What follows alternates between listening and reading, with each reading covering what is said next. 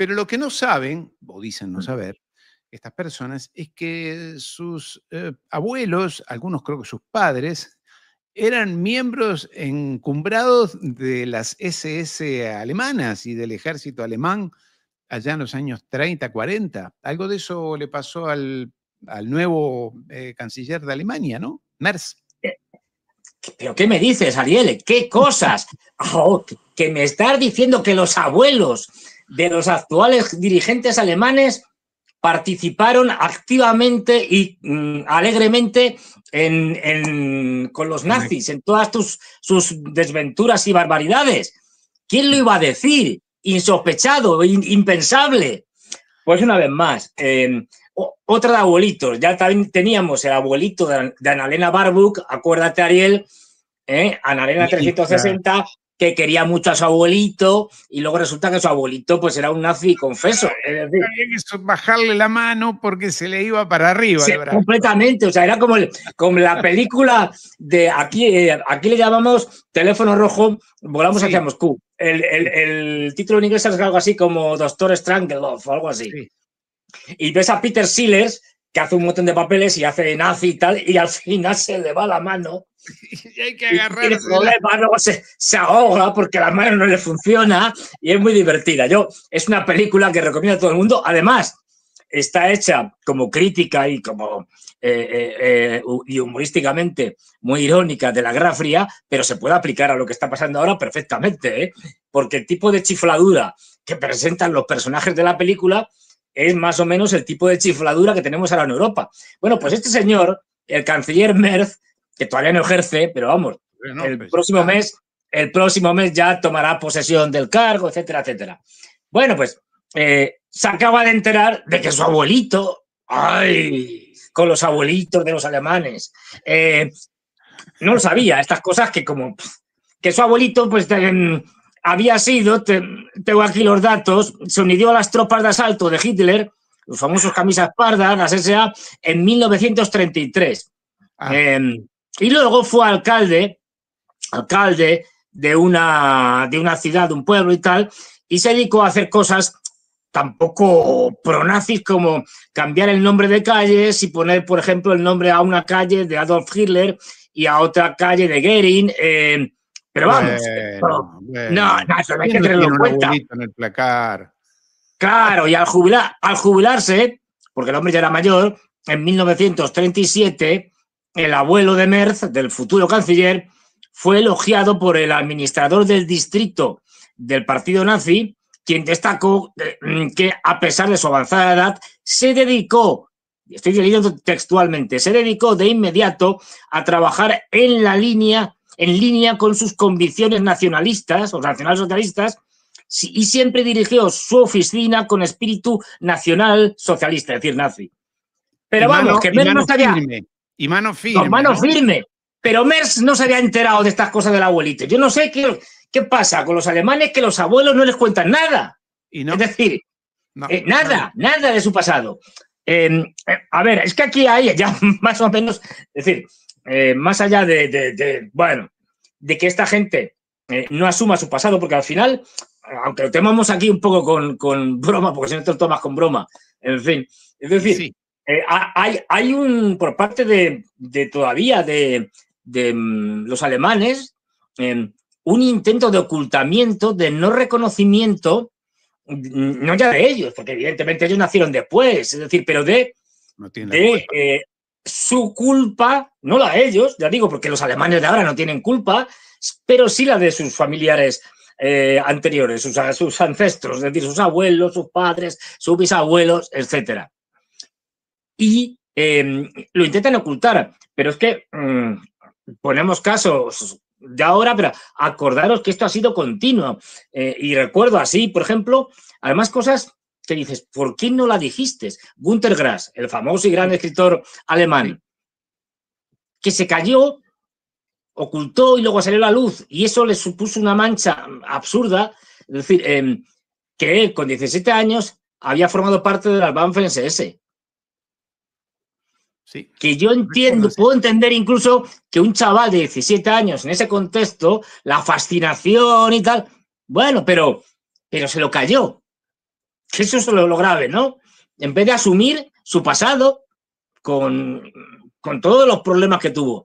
Pero acordaros también, por ejemplo, de los que recuerdo, el que fue el secretario general de Naciones Unidas y posteriormente, Kurt Waldheim, y posteriormente el presidente de Austria. Fue el primero. Sí. ¿Te acuerdas que fue el primer secretario general de las Naciones Unidas? Sí. O sea que se sacó el traje de la SS y estaba ahí el traje. Pero si es que dijo que no sabía nada. Él estuvo en la zona de Yugoslavia, estaba cerca del infame campo de Jasenovac, donde se habla, es muy difícil saber, pero de que asesinaron fundamentalmente a serbios. Pues se habla incluso de cerca de 1 millón de serbios. No solo serbios, pero fundamentalmente serbios. Es decir, y bueno, pues él estaba en una oficina, supuestamente haciendo labores de oficina, a 35 metros de donde se fusilaba a la gente. Bueno. Y dice que no se enteró de nada. Bueno. ¡Hombre! Bueno, pero también es cierto, ¿no? Sí, claro, si vamos al caso, todos los científicos alemanes que desarrollaron el V1, el V2, la cohetería aquella, que terminaron astutamente allí en los Estados Unidos y que dieron lugar a la NASA, a los cohetes a la Luna, fueron desarrollados. Efectivamente, Wernher von Braun y todo su equipo, que fueron los que desarrollaron todo el programa espacial norteamericano, fueron criminales de guerra, nazis, porque entre otras cosas, ellos, después de que bombardearan las instalaciones de Peenemünde, que eran inicialmente en el norte de Alemania, en el Báltico, donde se estaban fabricando las V1 y posteriormente las V2, tuvieron que llevar la producción y meterla debajo de una montaña, digamos, excavada y tal, para que no la bombardearan, y allí quienes se dedicaban a hacer las labores duras eran prisioneros de guerra, es decir, esclavos, trabajo esclavo, y eso lo sabía. Vamos, lo sabía, es que estaba allí. Se olvidó. Sí, se olvidó. Pero todos sabemos que hay cosas que me olvido de lo que hice ayer. Claro, y todos sabemos, porque además es público, que la CIA, cuando se crea la CIA, buena parte de la CIA la crea antigua gente que venía de la Gestapo, es decir, alemanes que, bueno, quedaron en la zona americana, se los llevaron y contribuyeron a eso. Pero lo peor de todo es que la mayor parte de los nazis ni se fue a Estados Unidos, ni se fue a Latinoamérica como Argentina, tal, ni esto. No, la mayoría se quedaron en Alemania. Y de hecho, hay una lista enorme de ex dirigentes nazis, generales, tal, incluso, que le hicieron un lavado de cara, los reciclaron y luego fueron dirigentes que formaron la República Federal Alemana, con lo cual, digamos, había un pecado original de la República Federal Alemana, en tanto que en su construcción intervinieron una cantidad notable de ex-nazis. Entre ellos, el famoso, bueno, muy conocido, es decir, el famoso caso de Reinhard Gehlen, que fue general, si mal no recuerdo, en el Frente Oriental, general de contrainteligencia, hombre, en fin. Y este señor fue el primer director de los servicios secretos alemanes de la República Federal Alemana, del BND. Quiero decir, y por ahí... Bueno, sabía mucho, tenía mucho... No, sabía muchísimo. Quiero decir, bueno, pues nos encontramos con esta Alemania que no asume su pasado, o no termina de asumirlo y no termina de, digamos, de contar la historia incluso personal de cada uno. Oye, pues si uno tuvo un abuelo que es nazi, ¿qué se le va a hacer? Quiero decir... Bueno, pero si de reciclado hablamos, claro. Tenemos uno que lo están reciclando a toda velocidad ahora, ¿no? En estos días. A ver. ¡Uy! Este está recicladísimo. Cortaba cabezas. Hace 15 días, 3 meses le cortaba la cabeza a cualquiera y ahora traje y corbata. Mira, fíjate qué bien lo han dejado. Con traje y corbata, la barba recortadita. Oye, el ministro de Relaciones Exteriores francés lo va a saludar. Bueno, otro impresentable también, el ministro de Interiores francés, digo. Pero claro, este señor al-Giuliani, al-Sáhara, según mal pronunciado, según cómo lo quieras, si lo quieres lavar la cara o no. Es decir, el cortacabezas de Al-Qaeda, bueno, este ha sido un caso clamoroso y terrible de reciclaje. Con él ya se ha reunido todo el mundo, los británicos, los franceses, como aquí se ve, la Unión Europea, todos lo han legitimado, y este señor, pues como digo, este señor era el jefe de la rama de Al-Qaeda en Siria, es decir, de la famosa organización que creó Bin Laden. Claro. Ahí lo tenemos, fíjate la diferencia, oye, sí. Qué majete lo han dejado con el pelo bien cortadito, la barba y tal. Y además no me acuerdo. El perfume francés ya pasa perfectamente por un demócrata. Bueno, a ver, las áreas las siguen aplicando, quiero decir que, y siguen haciendo matanzas, sobre todo de alawís, cristianos, bueno, pero esto como que no se cuenta. Claro. Queda feo ahora que ya tenemos un presidente sirio. De todas formas, el actual presidente sirio, que controla solo una parte y malamente de Siria, cada vez tiene más problemas.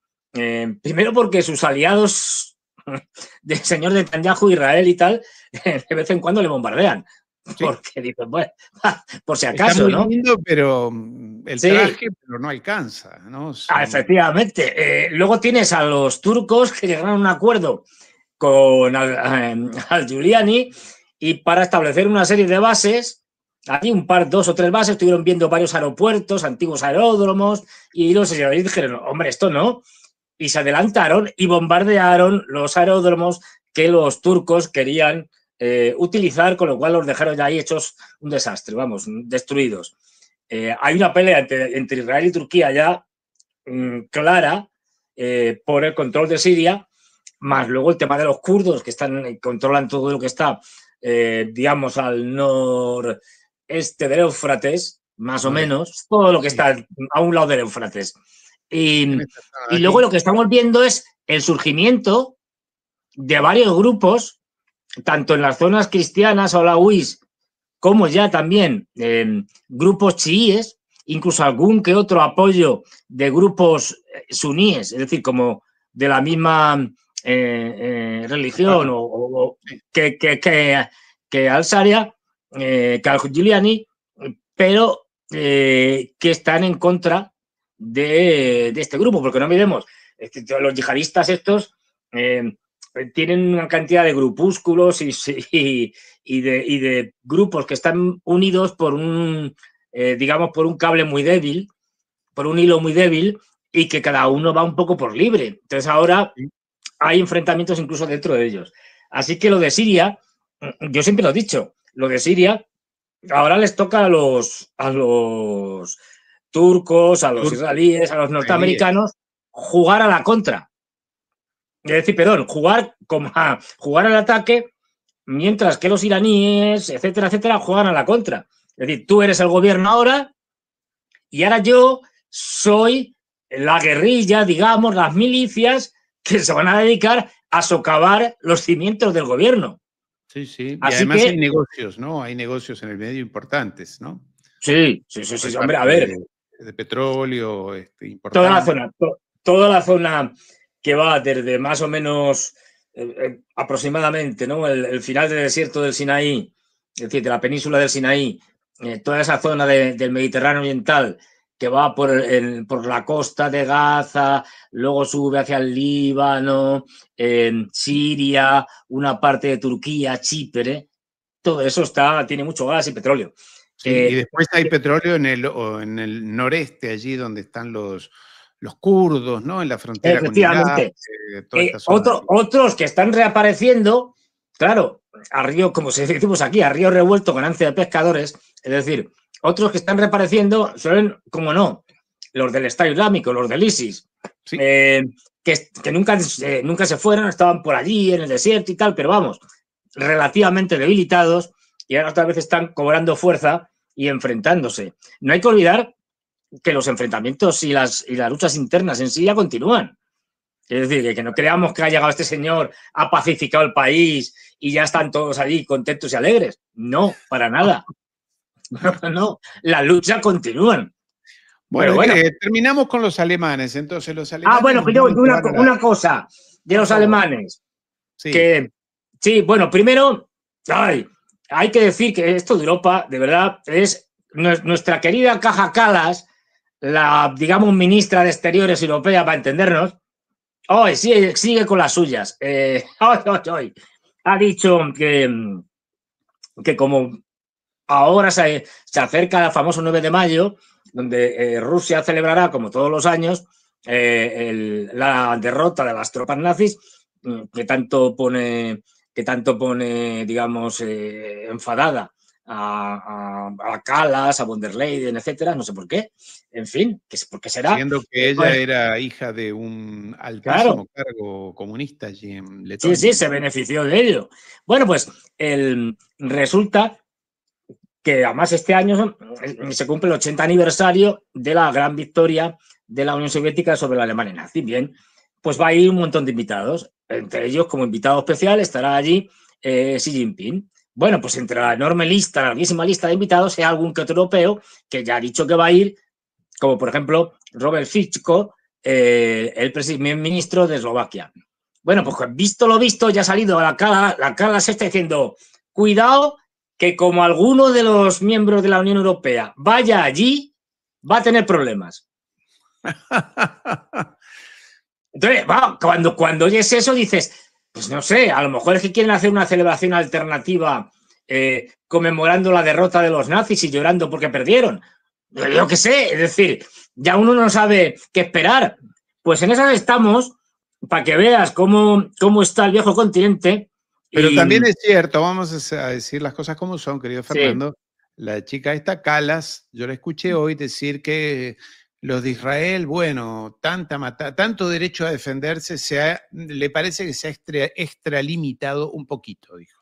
Un poquito. Israel tiene derecho a defenderse y después de lo terrible que le hicieron los palestinos.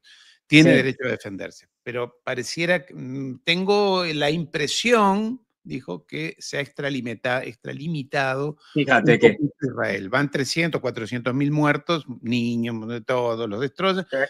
Pero todavía, a ver, Israel, no está bien, así no. No está bien. Así no, que queda feo, hazlo de otra manera un poco más, claro. más ecológica, más resiliente. Claro, no, es que estas tonterías son las que se dicen. A ver, es una vergüenza que a estas alturas venga la señora Kallas o cualquiera de la Unión Europea que siguen diciendo lo mismo. Esto también lo decía Borrell antes, cuando estaba en su puesto, diciendo, no, miren ustedes esto. Están ustedes pasando un poco, esto es una cosa terrible, están muriendo muchos palestinos, ¿qué se le va a hacer? Y tal. Pero vamos a ver, señores de la Unión Europea, ustedes pueden hacer muchísimo para evitar esto. Y no están haciendo absolutamente nada. De hecho, no es que no estén haciendo nada, es que están apoyando a los criminales, no a las víctimas. Es decir, les están vendiendo armas, les están legitimando. Yo solo pido que hagan lo mismo, tanto que se dicen que terrible Rusia y tal, y que va a invadir Europa y el mundo y la galaxia y estas cosas, bueno, que el mismo nivel de dureza de sanciones que han aplicado a Rusia, que se la apliquen a Israel. Oye. ¿Te imaginas si fuera eso posible? Tampoco parece pedir. No, ya sabemos que eso no va a suceder nunca. Es decir, porque al final, bueno, en esto hay una unidad completa con Estados Unidos y todos sabemos que Estados Unidos tiene su portaaviones en Oriente Medio que se llama Israel.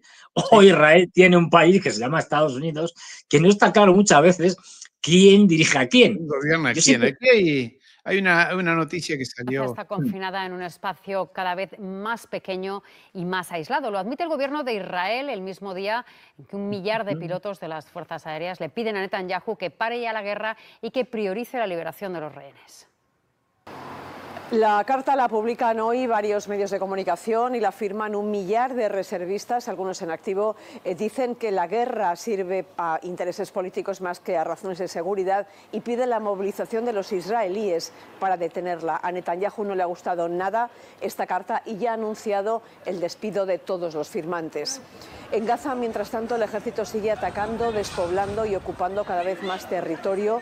El ministro de Defensa ha reconocido que están dejando Gaza cada vez más pequeña y aislada. Hoy ha continuado el rescate de las víctimas del bombardeo de ayer en un barrio de la ciudad de Gaza. Ha habido más de 30 muertos, familias con sus niños, y hay todavía decenas de desaparecidos bajo los escombros. Bueno, un escenario que ya uno no sabe si darlo como noticia o como pésame, porque todos los días se repite esta situación. Por desgracia, la noticia sería que no ha pasado nada. Es decir, que Sí, que por un día se pueda decir que hoy no ha habido muertos palestinos. Eso sería la noticia, por desgracia. Es decir, pero a ver, cuidado porque estamos con las mismas. Netanyahu, como hemos hablado muchas veces, sigue intentando sobrevivir políticamente y en todos los aspectos a costa de cualquier cosa, ¿no? Entonces sigue con su proyecto de expulsar a los palestinos a Egipto. Porque claro, estamos hablando de los palestinos de Gaza. Entonces, lo que tienen al lado es Egipto. Yo lo último que he podido leer es que las tensiones ahora mismo entre Egipto e Israel son tremendas. Pero tremendas, hasta el punto de que al-Sisi podría, en el caso de que los israelíes, por iniciativa unilateral suya, empezaran de manera forzada a expulsar palestinos de Gaza a Egipto a través de la frontera, al-Sisi incluso podría entrar en guerra con Israel, porque se la está jugando. Es decir, o sea, no porque al-Sisi sea más pro-palestino que no, es simplemente Cumbre en el porque eso Cairo se entre los... estabilizaría. ¿Y Ahí lo tenemos. qué pasó en esta cumbre al-Sisi, el rey de Jordania y Macron? Al final, que iban a poner 50.000 millones de dólares para desarrollar Gaza. Lo escuchamos. Cumbre en el Cairo entre los dirigentes de Francia, Egipto y Jordania. En una declaración conjunta, el presidente francés Emmanuel Macron, el mandatario egipcio Abdel Fattah al-Sisi y el rey de Jordania Abdalá II señalaron que la franja de Gaza debe ser gobernada únicamente por la autoridad palestina y expresaron su rechazo a cualquier desplazamiento forzado de la población palestina. Pidieron también la reanudación inmediata de un alto el fuego.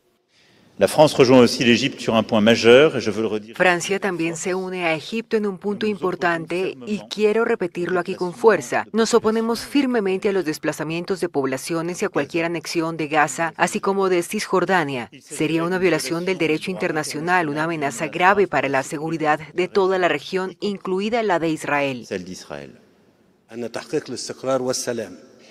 Lograr la estabilidad y la paz duradera en el Medio Oriente seguirá siendo inalcanzable mientras el tema palestino quede sin una resolución justa y mientras el pueblo palestino continúe enfrentando el flagelo de guerras devastadoras que destruyen sus cimientos y privan a sus futuras generaciones del derecho a siquiera esperar un futuro más seguro y estable. A principios de febrero, Trump provocó un revuelo internacional cuando propuso desplazar a los palestinos de Gaza hacia Egipto y Jordania y convertir el territorio en la Riviera de Oriente Medio.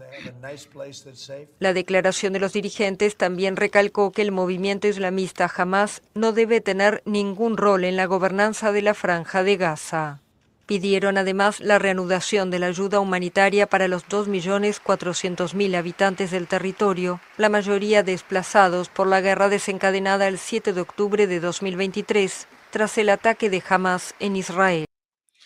A mí me sorprende que esta gente se otorgue, se autoconceda la autoridad de decir quiénes representan a los palestinos, qué organizaciones, qué Hamás o la autoridad palestina, que es como si tú y yo fuéramos y le dijéramos a Francia, mira, acá tiene que venir otro partido político porque tú no nos gustas.